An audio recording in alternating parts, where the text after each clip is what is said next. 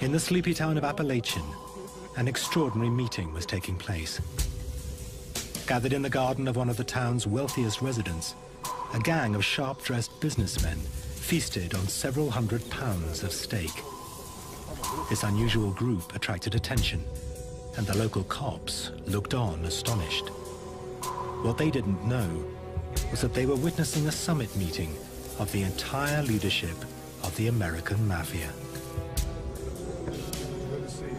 In fact, until that moment, many denied the Mafia even existed.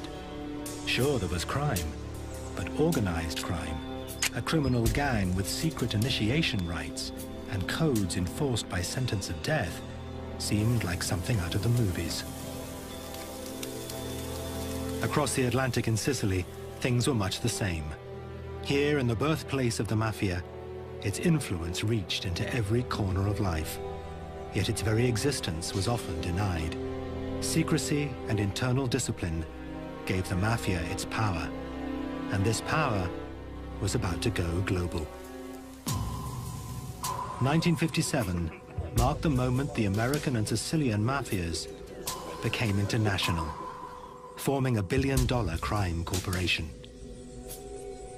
It was a turning point in another way, too. It signaled the start of a war against organized crime that would last almost half a century. A war that forced both the US and Italy, finally, to confront the terrifying criminal conspiracy in their midst.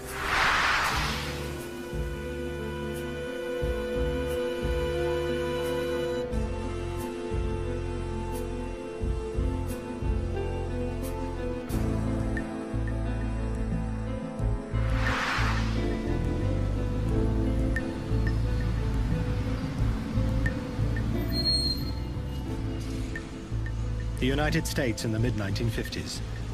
The good times were here. The country had emerged from depression and World War with a booming economy. For many ordinary men and women, the American dream had become a reality.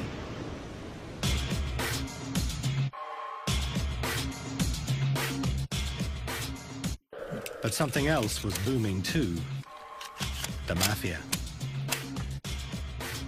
For those growing up in a family associated with the mob, it was as if the outside world barely existed, apart from being a source of easy money. The Mafia is organized in groups called families. The head of the family is known as the boss, or the godfather. And the longest-serving New York boss of all time was Joe Bonanno, known as Joe Bananas.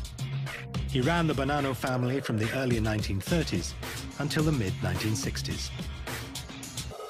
Bonanno's power was founded on the influence he wielded over his community in New York. His son, Bill, saw firsthand how his father operated, and himself became a leading gangster with the Bonanno family. My father would, on Tuesdays and Thursdays, would go into this hall and sit in an office in the back, and various people from the neighborhood would come in and ask favors. Somebody had a sick child, and she couldn't pay the doctor, and my father would arrange for that. Somebody else had a husband who was cheating on her, and she wanted to know what to do. He would take care of that. That happened twice a week. So when that happens, you begin to form the ideas that when you have a problem, you know where to go.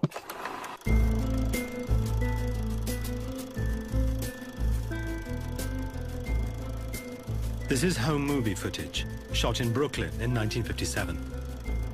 It looks like any ordinary American family, enjoying the new prosperity. But looks can be deceiving. Dominic Montilio was born into a mob family in New York. Some of his relatives were senior mobsters in the Gambino crime family, another of America's leading mafia families. Montilio was aware from an early age how his relatives were unlike others in the neighborhood. I grew up in a very traditional mob family, and it was a very different kind of life than my other friends had. You know, I noticed that from the beginning, because there was times when Well, the FBI would break down the door because, I mean, we lived in the same house with my uncle, and he was very connected. Montilio's uncle was an up-and-coming gangster called Nino Gaggi. One day when he was 11, Dominic ran home, bursting to tell his uncle Nino that he had been elected class president at school. I came home all excited because I had the button, you know, it said president on it. And he said, oh, great. He says, what does the class president do? So I said, you know, teacher goes out of the room and you watch the class. If anybody does anything wrong, you write their name on the board. And he looked at me and he says, you're telling me you're a rat, you're a stool pigeon. So I said, you know, I mean, 10 years old, 11 years old, what are you going to say? And he said, well, tomorrow you got to go back and give that button back to the teacher and tell her you can't be the class president. Bill Bonanno and Dominic Montilio both grew up in a world closed to the outside.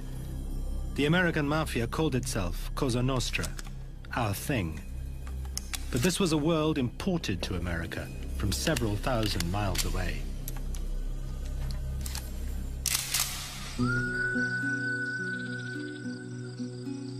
This is where the Mafia came from. Sicily, the largest island in the Mediterranean, with a population of 5 million, less than 2 miles from the Italian mainland. Like Montilio, Leoluco Orlando was born in 1947, in Palermo, Sicily's biggest city. Unlike Montilio, he would grow up to fight the Mafia, not join it. Sicily is a land of contradictions. Palermo is the capital of Sicily, is the capital of the Mafia too. Is the capital of the history, is the capital of the shame of this land. In the Sicilian dialect, mafioso once meant bold or beautiful. From the 1860s, it became the name associated with the island's criminal element, who were often organized into families of men related by blood or marriage. But their existence was steeped in secrecy. Even discussing the Mafia was taboo, as Orlando found one day at school. When I was 14 years old, 15 years old, I organized with other students a seminar about the Mafia and against the Mafia. The director, the Jesuit director of the school, called my parents and said, it is a scandal. Why Lucchetto is speaking about the Mafia? We have nothing to do with the Mafia, therefore we are not speaking about the Mafia.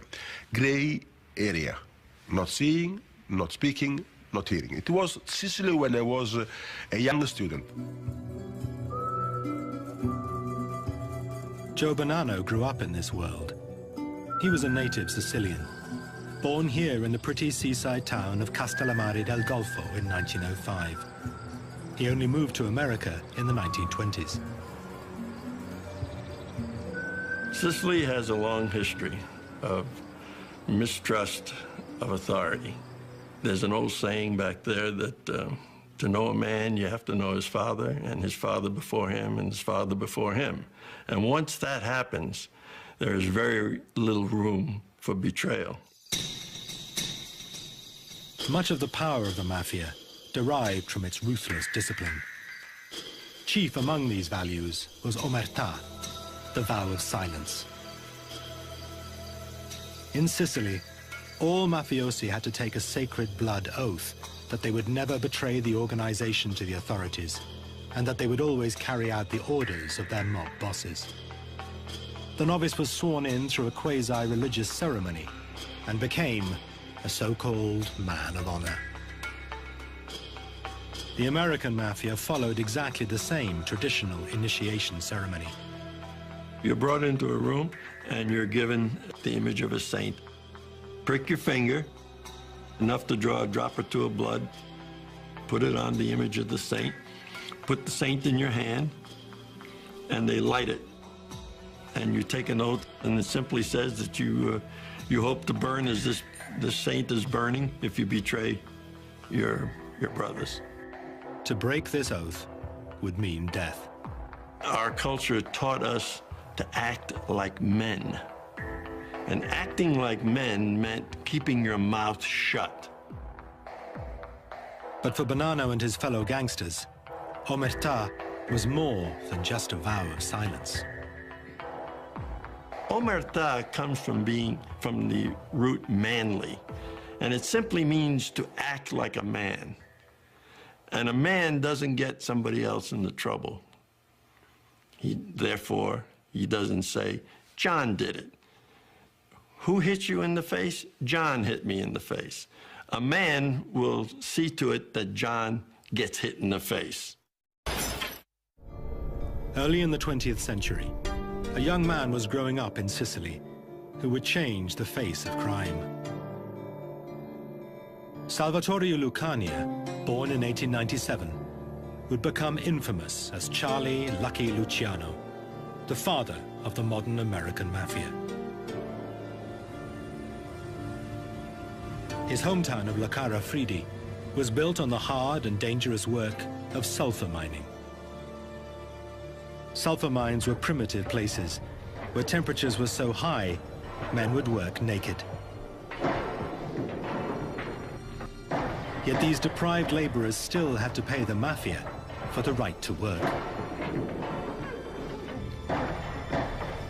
They were not alone. The owner of the mine would have paid up too. The Mafia squeezed money from all walks of Sicilian life. When he was 10, Luciano was one of hundreds of thousands of Sicilians who left the poverty of the islands behind and set sail for a new life in America. He soon drifted into crime. As a teenager, Luciano joined the notorious 5 Points gang, which also boasted Al Capone as a member. It was the age of prohibition. For 13 years, it was illegal to make or sell alcohol in the United States. Luciano and other bootleggers made millions supplying Americans with as much booze as they wanted. Salvatore Lucania started calling himself Charles Luciano. He gained the nickname Lucky and the scars on his neck when he miraculously survived a knife attack and beating. He presided over his criminal kingdom from a suite in New York's luxurious Waldorf Hotel. Here, he called himself Mr. Charles Ross. And he made it to the very top in 1932 with the killing of Salvatore Maranzano, then the most powerful boss in America. But the constant battles were getting in the way of business. If there were 3 Italian mobsters in the Italian neighborhood, it was an almost certain guarantee that at least 2 of them were going to try to kill the 3rd. And the 3rd was plotting against the other 2. So bodies would wind up in the streets. To what purpose? Luciano wanted the Mafia families to bury their differences, not each other. We can't make money with guns in our hand, was his expression, the expression that I heard over and over again. We can't make money with guns in our hand.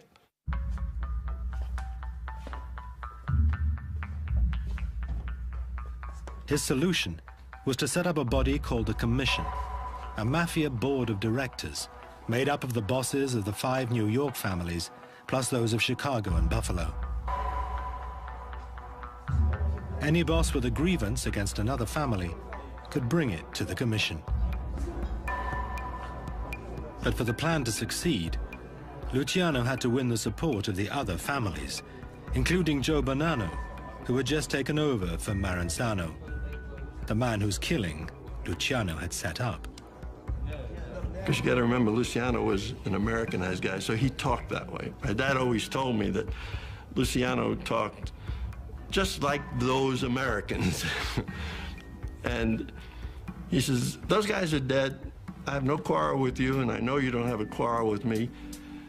Therefore, past is the past, let's go on. Joe Bonanno backed Luciano's plan and joined him on the first commission alongside Al Capone. Luciano's conception was that he would meld Sicilian Mafia mores, which formed a very tight organization with American business methods. That's basically what he came up with. A kind of amalgam that we came to know as American Mafia organized crime. With peace, the mob could concentrate on what it knew best, making millions of dollars from its control of illegal gambling, prostitution, and extortion. Small wonder life as a mobster seemed so attractive to many growing up in post-war America. The teenage Henry Hill watched awestruck from the window of his Brooklyn home at mafiosi gathered on the street. You know, and you see those Cadillacs and, you know, and guys in suits, big black suits, and diamond rings like the size of a quarter, you know, and beautiful woman. What the f is this, you know? So I walked over that job, washing cars, sweeping them out, you know, just to hang out there. And that's how I, you know, started hanging out over there. And it was exciting, you know?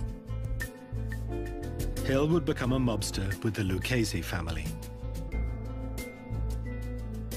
Another future gangster, Frank Culotta, was also in awe of the mobsters he saw as he was growing up in Chicago. Well, actually, I grew up into that world. The neighborhood I came from, they were all outfit guys, crooks, murderers. And I sort of looked up to them and idolized them. I used to shine their shoes. They'd give me, instead of a nickel, they'd give me $1. So, you know, I seen a lot of money then as a kid, and they impressed me. So in my mind, I always wanted to be something like that.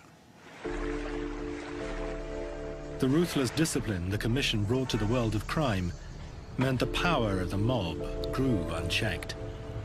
In New York, places like the waterfront became synonymous with mafia control. It used its control of the unions and fishing companies to make millions a year. It did the same across the city in industries such as construction, in which the Bonanno family was involved. You construct a building, and you'd put in even just a 2 or 3 cent increase on the value of the cement that was used in that building, which could turn into millions of dollars.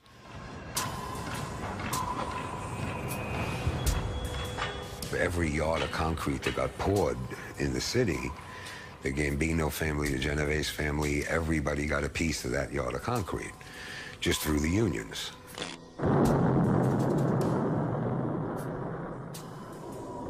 It wasn't just one little thing, but you multiply this by hundreds and hundreds and thousands of activities that were going on throughout the country, and you got a force to be reckoned with. In New York, the mafia seemed to have its finger in every pie. We ran the city, basically. I mean, we could stop a building from going up, or a movie being made, a show on Broadway. You know, I mean, you didn't do it right. If you didn't do what the boss wanted you to do, you were either dead or you were out of business. It wasn't pretty. For the most part, the authorities denied the existence of a national criminal organization. One reason was that the mafia was busy buying protection for itself.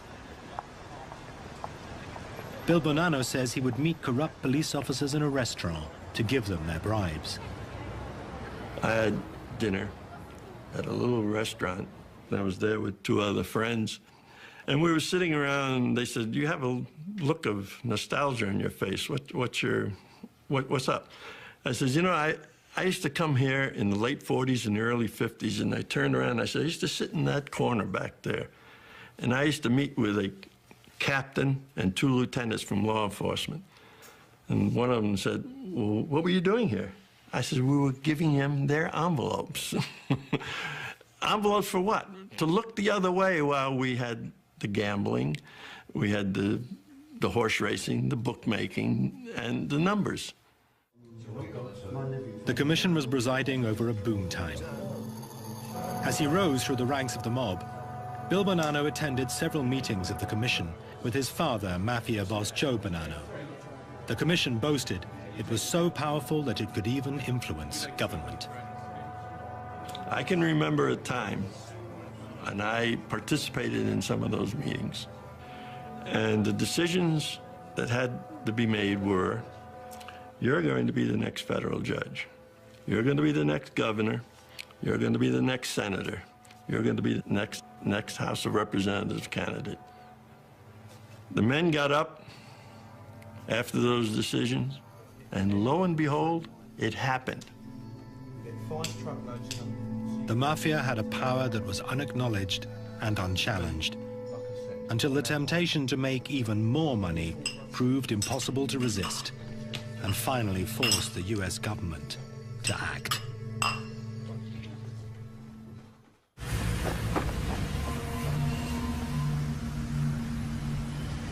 In the United States and Italy in the 1950s, the Mafia controlled many aspects of life. Yet the governments in both countries barely acknowledged the existence of organized crime. Law enforcement had a different enemy. The Cold War was at its height. The main target of the FBI were American communists, not Italian-American gangsters. The communist bloc has woven a vast network of espionage throughout the free world. Communist line is uniform and deadly. Destroy America. After World War II, in the FBI's New York office, there were 400 agents chasing communists. There were just 5 dealing with organized crime. The story was similar at the Department of Justice, where William Hundley worked. When I took over the organized crime section in the Justice Department in 87, there were basically, maybe 7 or 8 lawyers there who were basically clipping newspapers. They weren't doing anything either. The director of the FBI was J. Edgar Hoover. He had been its head for over 30 years. Hoover was one of the most powerful men in Washington, eventually serving under 8 presidents. In law enforcement, what Hoover said went. And to Hoover, America's priority was the Red Menace. Hoover had almost no Italian-American agents.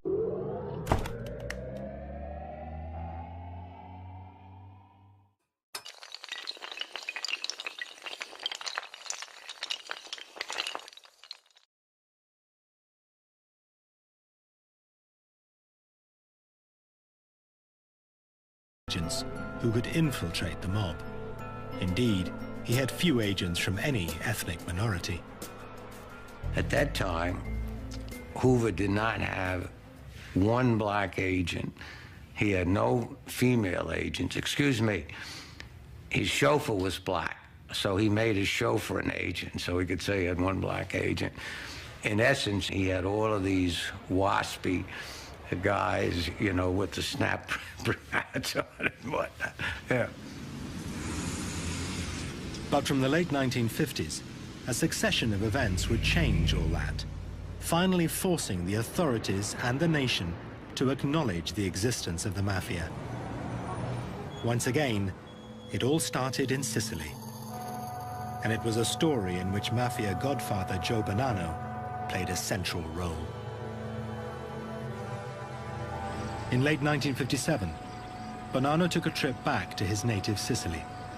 He had been born here in the tiny coastal town of Castellammare del Golfo before emigrating to the US as a youngster.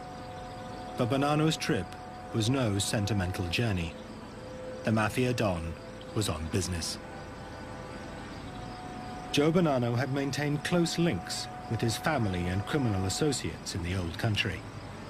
He was approached by some old acquaintances for advice on a pressing problem. My dad told me that one of the leaders of the Palermo Mafia came to him and said that there's a few people that they would like to talk to him about certain problems that they're having here in Sicily. A meeting took place in this building, the Grand Hotel de Palme in Palermo, one of the top hotels in the Sicilian capital. Even to this day, details of who attended and what was discussed remain shrouded in mystery. Bonanno may not have been the only American present. Charles Lucky Luciano was now living in Italy, having been deported from the US after the war. Today, the Italian authorities believe that he was also present at the Hotel de Palme. e dal 12 al 16 ottobre del 57 a Palermo. From the 10th to the 16th of October 1957 in Palermo, in the Hotel de Palm, there was a summit of about 30 mafia bosses.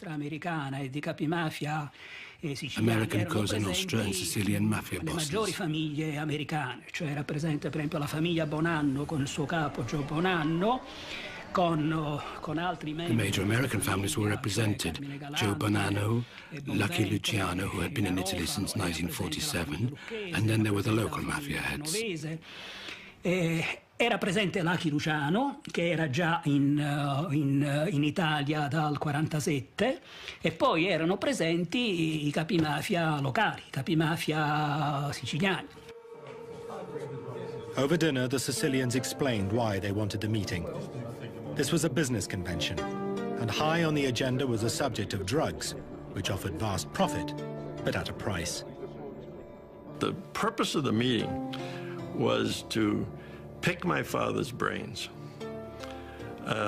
as to how they were going to resolve a problem they were beginning to have among each other over the narcotics trade in Turkey.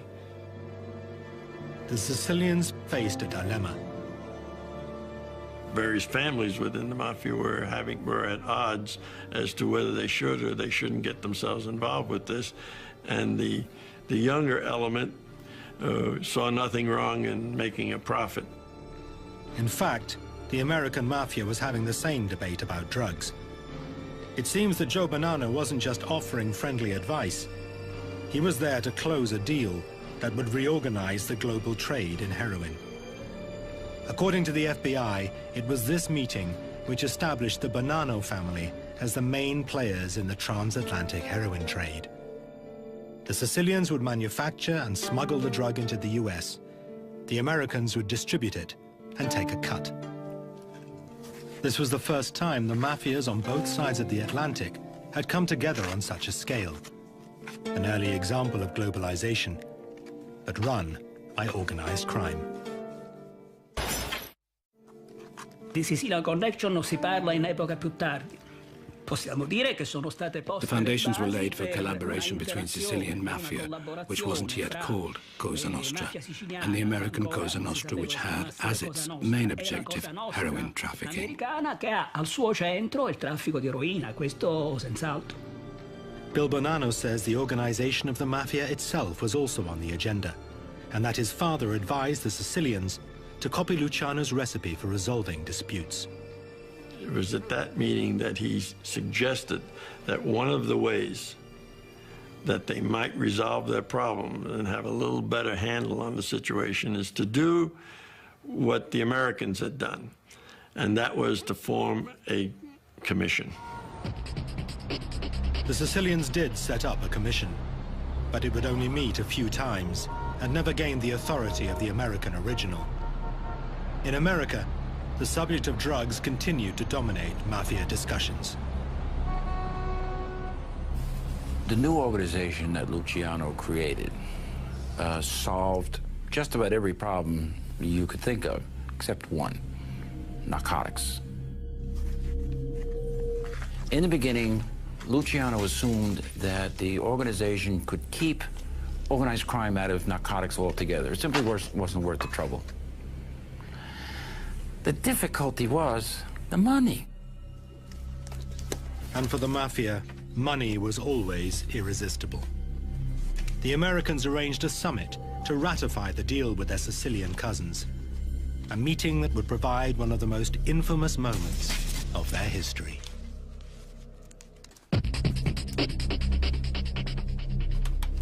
The deal between the Sicilian and American Mafia in late 1957 was a turning point for both organizations. The money offered by the drug business was the key. Everyone knew that drug dealing was a far bigger dollar earner than other activities like illegal gambling and extortion. But it also brought with it long prison sentences, and mob bosses feared that their men would break the code of silence if they faced decades in prison. There was friction among the various families. Some of the younger people, especially those in New York and in Boston and in Chicago, thought that this was the great new thing coming, speaking strictly about money. The Mafia in Chicago, known as the Outfit, claimed the hardest anti-drugs line. Frank Carlotta was a rising young gangster there. At the time I was there was no drugs allowed to be sold, or you couldn't deal with drugs at all, or else you get whacked. Because we always knew that if you dealt with drugs, it was a dirty business, and it'd be like you're feeding your own kid narcotics. So it was like taboo, and if you got involved with it, you're definitely going to get whacked. The Mafia families called a summit in November 1957, just 1 month after the meeting with the Sicilians in Palermo. Joe Bonanno was to be joined at the summit by another godfather, Vito Genovese. Both men wanted the mob to deal in drugs. Chief among Genovese's agenda items was narcotics. He was directly involved in narcotics. Bonanno was deeply involved in narcotics. A lot of the other bosses were on the sly involved in narcotics. And he argued, look, it's a fact of life anyway. Who are we kidding? Let's make it official. Let's really make money out of this thing. The summit was held in a small town called Appalachian in upstate New York. The venue was a large house on a 58-acre estate owned by Joseph Barbera, a wealthy businessman and Mafia associate. It was chosen because its isolated rural location seemed safe from the prying eyes of the law. Unfortunately for the mob bosses, they got that 100% wrong. For over a year, the local state police had been watching the place after they discovered that a house guest was a leading New York mobster, Carmine Galante, Joe Bonanno's underboss. On the 14th of November, officers were surprised to observe several Cadillacs with out-of-state plates. When the state troopers went to take a closer look, they saw about 100 men enjoying a barbecue, all of them wearing dark suits, fedoras, and shiny shoes. If you didn't know that it was a Mafia summit, and you suddenly were dropped from a spaceship into the middle of this thing, you would think it's just some kind of friendly barbecue among a lot of friends who, oddly enough, seem to be wearing suits to a barbecue, but, you know, each to his own taste. Suddenly, someone spotted the police. These are men that if you, like Pavlov's dogs, if you say, it's the cops, there's one instinct. That's to run. That's exactly what they did. Pandemonium broke out. Some bosses hid, some took to their cars, others fled into the woods.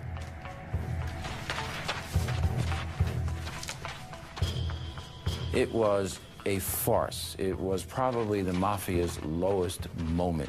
The idea of all these big-time bosses running through the thickets in their sharkskin suits and their silk ties and their $500 Italian shoes. It was unbelievable. Joe Bonanno escaped the chaos, but only because he was late. They were coming there. When they got to the bottom of the hill, you could see all the way up the hill, and they could see these police cars and the barricades in front of the street, so they just kept on driving and went back to New York City. Around 60 mobsters were detained, identified, and questioned. But there was little the authorities could do. Attending a barbecue was not a crime, and they were not even carrying guns. While the mobsters went free, they were convicted by the media. The next day, the Gangland Conference was headline news across America. Appalachian had finally provided proof of the existence and scale of the Mafia. J. Edgar Hoover, who was head of the FBI, said there is no such thing as the Mafia. There is no such thing as the National Crime Organization. There is no such thing as a leadership group within this organization. Well, even he had to admit after this meeting that maybe there was something. The extent of organized crime in the United States is a national disgrace. The very fact that we have a crime problem reflects an evil of even greater import. It generated a lot of pressure to get something done.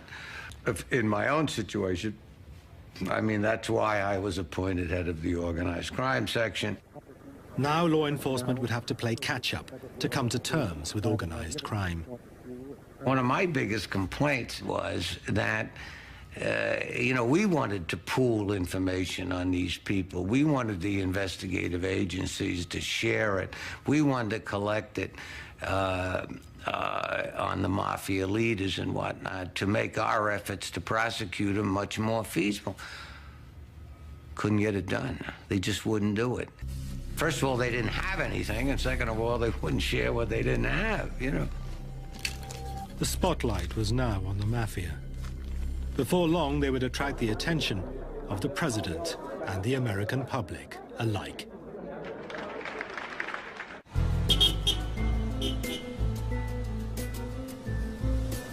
In 1960, the United States went to the polls to choose a new president.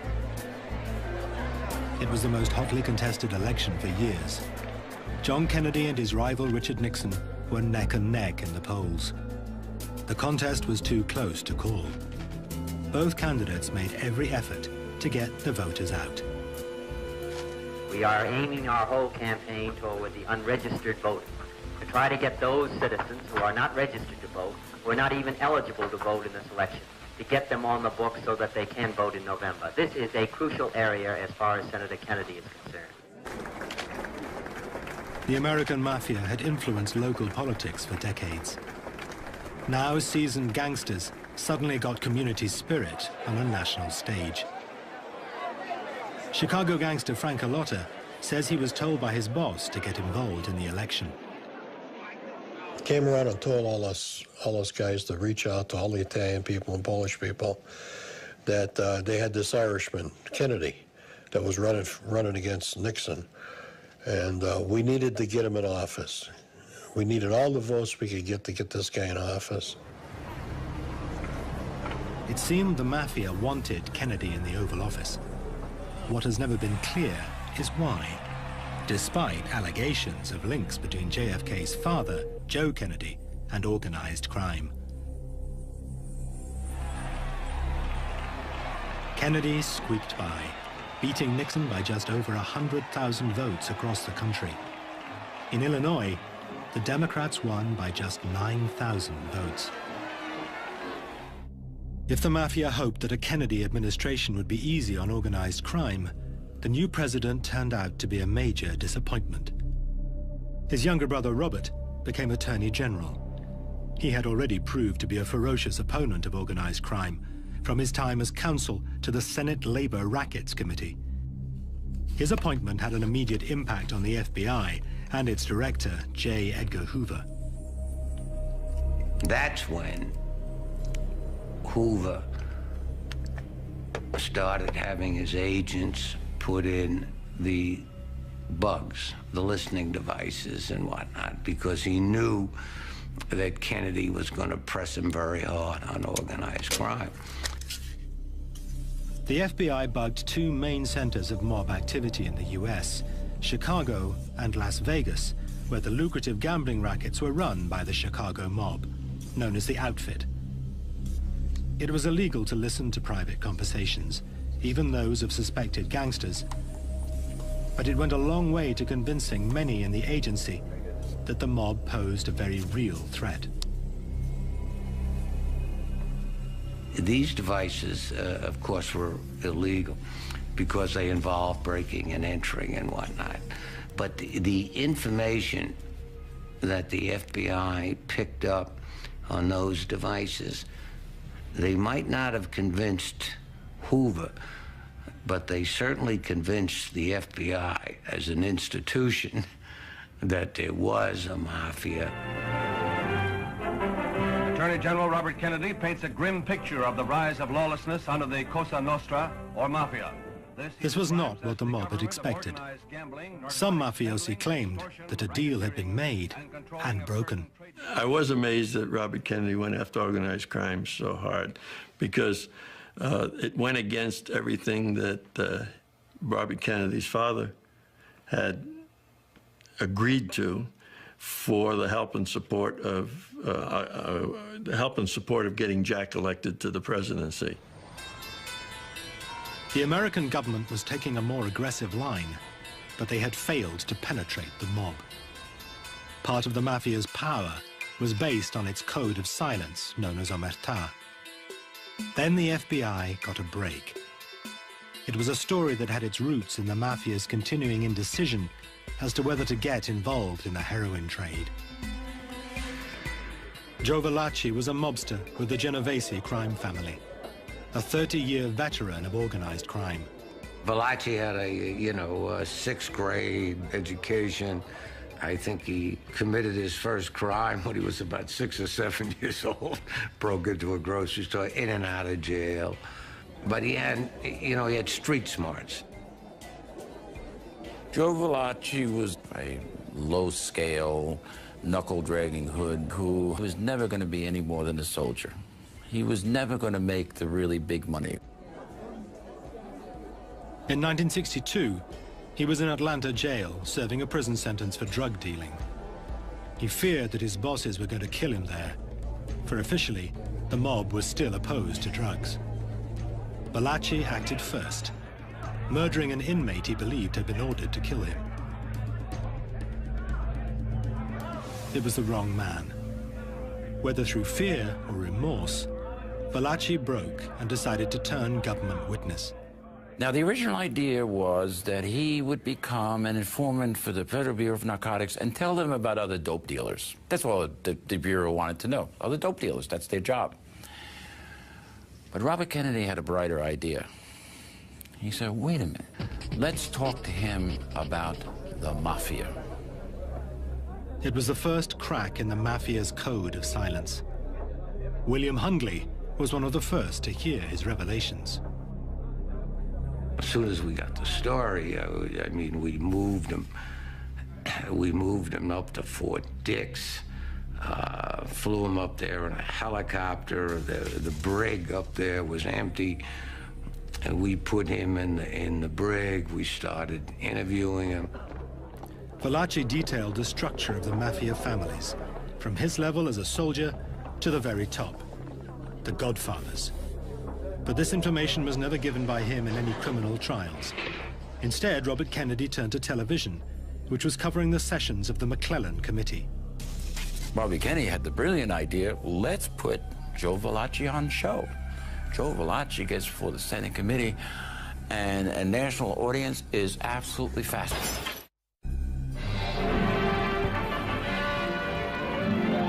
The nation's underworld gets the unwelcome spotlight of publicity as the Senate's Investigations Subcommittee begins new hearings on crime.